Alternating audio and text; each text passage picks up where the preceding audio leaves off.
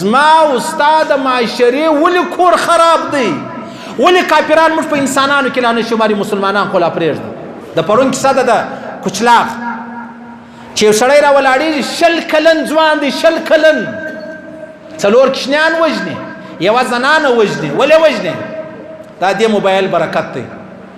کوروالا سره فیسبوک ورسره دی د خور سره ورسره دی د لور سره ورسره دی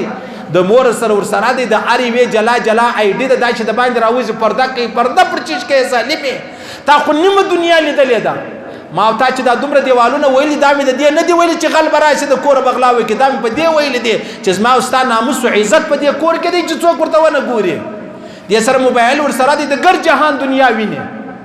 اسانه خو نه ده یاره دا پریشانی د دې موبایل برکت که دا موبایل نه وای والله که دا مسله تر دې ځای را رسېدلې وای پوه شولاس خبره هر سړی دې د خپل کور ور مړ کړي عاجزانو څنګه کور ور اخیستی دی نو که ما او تا د هغه ور خیال ونه ساتي هغه کور لمبې به زما او ستا کور لر راځي که ته وایه د ده کور دی د ده د کور لمبې به خامخا د ده کور به وسوځل شي بیا به زما او ستا کور لر راځي دا دعوت و تبلیغ والا وایي زه به هم د خپلو بچیانو خیال ساتم تاسو هم د خپلو بچیانو خیال وساتئ صحیح سلو دا اوس اختر دی په اختر کې دا زموږ ځوانان وځي نه وځي زما خو داسې کرکه جنې کېږي بیا غیر شادي شده حضرت عمر فاروق د غیر شادي شده ځوانه سره ډېر کرکه هم کېدله چې بېرېده هم ډېر بېرېده هم ډېر یو ځوان په مدینه شریفه کې ډېر خورا ښه ځواني الله ورکړې و دی حضرت عمر فاروق په پوه شو چې دا سړی زه وینم کله یو رقم کالی دی کله بل رقم کالی دی کله کازمړ هغې کله لاکټ په غاړه کړی کله بنګړۍ د بنګړۍ زور ته اجړای که نارینه ای ظالمه ته اجړای که نارینه تا غاړګۍ ولې په غاړه کړې تا غوږونه ولې سروې کړي دي تا په لاس پنګړۍ ولې کړی دي ظالمه هغه یې راوغوښتې ول خیر دی هسې که په ورسته ګرځې را ګرځې تقي امیني رحمه الله لیکلي دي د راولاړ سر یې ور وخوری نو بېشتان چې کله کله پیکۍ میکۍ چې دا رقم سي دا پیکۍ به د خاورو سره صفا کوي صحیح دی چې ما ورته مړو دا پیکۍ به د خاورو سره صفا کوي څوک به د سمال راوباسي څوک په ټچ پیپر راوباسي څوک په خپل پټوره صفا کوي ته څه نخرې کوې دغه ځوان یې سر ور وخوری او بیا د بدمرغه نور پسې ښایسته شو بیا یې د ښاره پسې واخیستې ول زه تا بیا ونه وینم د مدینې په ښار کې اول حضرت عمر فاروق را ولاړ شو اعلان یې وکړي که په آینده کې غزل ویل کېدله یا پر هلک یا پر ځوان یا پر انجلۍ باندې زه به د هغه سره بیا ګورم اول یې دا پابندي ولګوله زموږ په کورو کې وروره پلانۍ هغه غزلې وایي چې ورورو خور پر دې خبره راولي چې راسه ما او تا مینه و محبت سره وکړو ورورو خور میره و خپل بنځی نه دي دا پر دې راولي چې راسه ما او تا به مینه و دوستي سره کو داسې غزلې ورته لګولې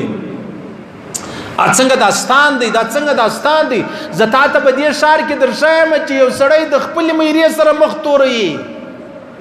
د خپلې میرې د مور سره د مور سره د الله رسول فرمایي د راساته قیامت نه راځي لکه یهود چې څنګه ژوند تېر کړی دی زما امت به د یهودو سره دغسې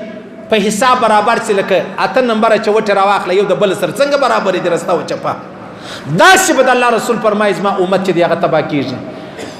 په یهودو کې دا و د مور سره به بدکاري وکړله څنګه درانه خبره ده چې زه کوم زما دپاره مناسب هم نه ده چې زه وکړم خو څه وکړم د الله رسول فرمایي داسې وخت به زما پر امت راځي یو هلک به د خپلې مور سره بدکاري کړي بیا به راځي و خپلو یارانو ته به وایي زه تا ته په دې ښار کې درښایم په دې ښار کې زه چا په تبلیغ نه خطا وزم د چا په عمرو نه خطا وزم د چا په ژورو په تسبو ما ته پته ده ما ته پته ده ما ته داسې پته ده یو سړی راته ویلې مولوي صاحب یو سړی راولاړ شو خپل زوی ته واده ور وکړ هغه نجلۍ چې کومه ده هغه بیا ملازمه ولا څه تنخوا منخوا به یې 50,000 درلوده نو قرار هغه یې وغوښته واده اوس بس قرار اوس اجازه پښتون دی مسلمان دی غیرتمند دی اجازه نه ورکوي چې ته ځان وکړی لره بیا راولاړ شي پهلې پر پهلې ورځي هغه خپل نژور یې ځان سره بیولي هغه ګوته ولګي یا تنخوا ورکړي یو 2-3 زره دې ته ورکړي زویه دا ستا خرچه دا نور به زه د کور خرڅ کړم سبحان الله